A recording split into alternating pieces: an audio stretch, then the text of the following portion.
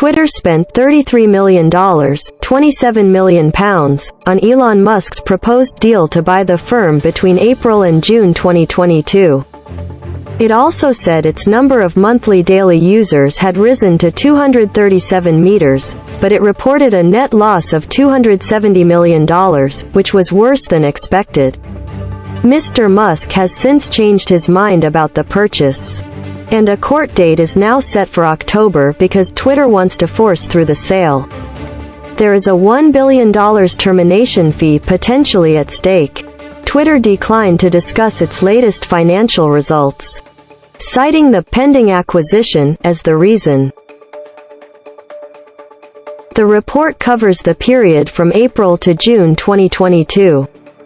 Twitter has doubled down on its position on the amount of spam and fake accounts on the platform, the reason Elon Musk had given for terminating the deal. We have performed an internal review of a sample of accounts and estimate that the average of false or spam accounts during the second quarter of 2022 represented fewer than 5% of our monthly active users during the quarter, it said, although it added that the figure was an estimate.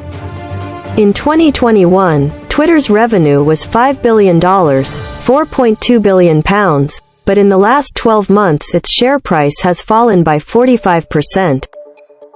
Analyst Mike Prue from the firm Forrester said Twitter was in purgatory. Twitter now has an acquirer who no longer wants it, a CEO and board who wants to get rid of it, and an employee base which is caught in the middle of it all, he said. The real victim from all this drama is Twitter itself.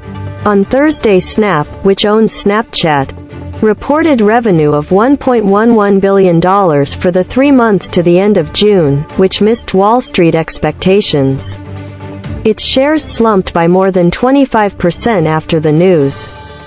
It said some of its advertisers had cut their spending, faced with rising costs. It also said it had been affected by a change made by Apple last year, which meant iPhone and iPad users could opt out of being tracked by apps. This has affected the personalization of ads, a very valuable service to tech firms, because they can no longer see their users' other online activities and tailor advertising accordingly. Twitter said its ad revenue had increased by just 2%, to $1.08 billion.